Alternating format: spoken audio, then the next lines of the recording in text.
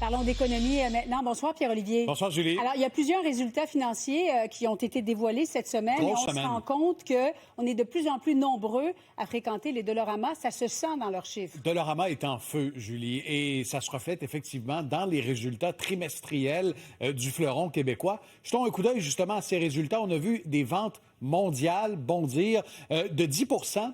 Si on regarde les ventes comparables, c'est-à-dire des magasins qui existaient déjà l'an dernier, on est autour de 5 % de croissance des ventes et les profits sont en augmentation de 12 %, s'établissent à 323 millions de dollars.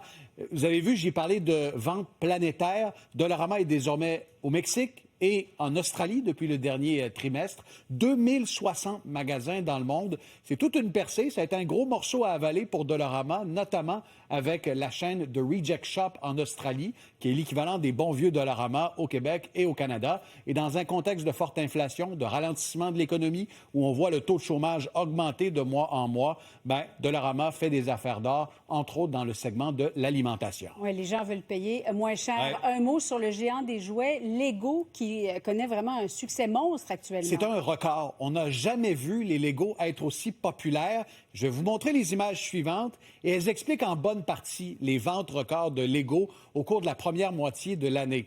Julie, je ne sais pas si votre fiancé vous a déjà offert une fleur Lego.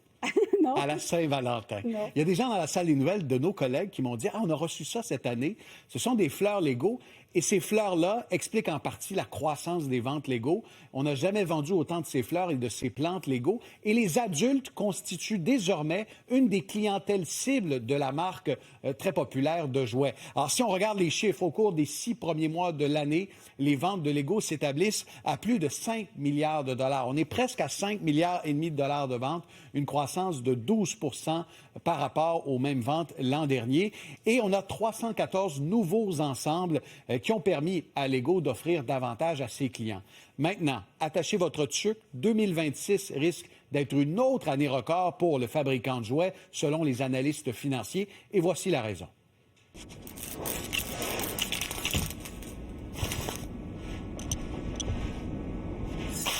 Vous reconnaissez, Julie?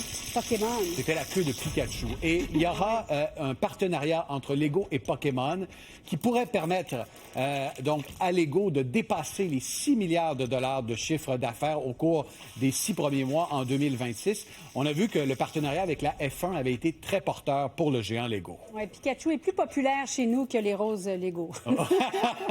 Oui, Fiston doit préférer Pokémon. Effectivement. Le géant terminant de l'intelligence artificielle, NVIDIA, au cœur de la guerre commerciale, qui vient de dévoiler ses résultats financiers. C'était à surveiller rapidement. Il en sera question à l'émission À vos affaires. Des ventes qui sont en explosion, mais toujours beaucoup d'incertitudes quant au marché chinois. On sait que NVIDIA a besoin de cet accès pour assurer sa croissance dans le domaine des puces électroniques. Mais il y a un bras de fer commercial. Il en sera question à l'émission À vos affaires sur LCN à 18h30. Absolument. On se retrouve tout à l'heure. Merci, Pierre-Olivier.